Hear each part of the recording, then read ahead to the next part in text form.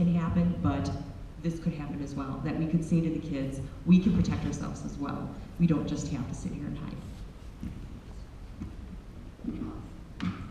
For my children, and I'm sure any of you who have children, their number one fear is the unknown.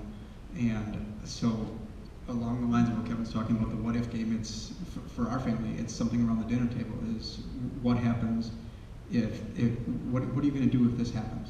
So that's fire, that's a break-in, that's if you get lost or someone talks to you, just like it's silly not to even think that you wouldn't have that conversation with your kids about those kind of things, and as well as firearms or someone breaking into the school. And the more you talk about it, as Kevin said, your body can't go where your mind already hasn't. And so if my kids have that idea on what to do in their classroom, if something should happen, then they're more prepared for it, and then it's less fearful, less to be scared about. With like kindergartners, there's only so much that can be taught for them to do to corral, 12 or 20 or however many are in the class to hide and be quiet.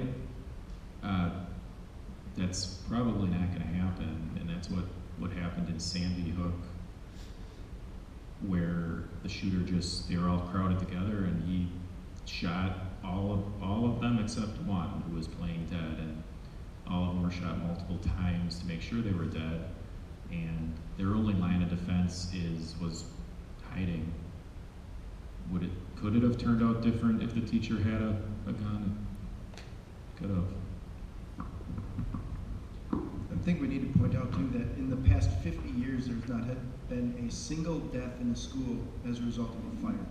And we don't have a whole group of school kids, a whole generation of school kids running around who are automatically fearful of fire trucks and firefighters.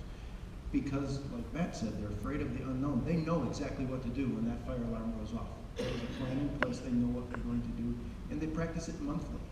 So when you finally come up with a plan that you want to implement for your active shooter scenario or your school defense scenario, again, kids are afraid of the unknown. Let them know what's going on and what is expected of them, and 99% of them will completely understand and know what's going on and follow along, and then it becomes much easier to corral that 1% who just the outliers.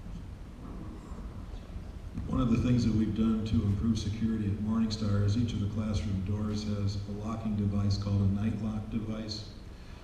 It is a device that is at the bottom part of the door. It is very strong steel. You step on it, it goes into the floor, and it literally prevents the door from being open.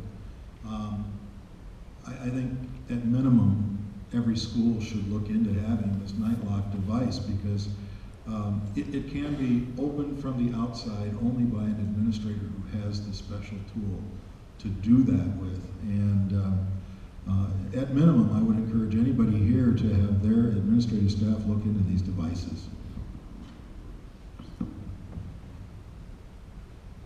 Anybody else? I think, and I hope you're all with me today, that you learned quite a bit. Yes? I know that as a parent, I need to be more proactive. I need to be in my school, finding out exactly what's happening with the procedures that they have now. I need to be more proactive when the bill comes along and talking to other parents about it and getting more comfortable. I think the thing I really heard today when you guys were talking, there's never been a fire, and yet stop, drop, and roll is something that's so easily for all of us to just spit out because we've had the education to what we need to do, and that maybe we just all need to be a little bit more educated and think about this in another way. And I know that you guys all have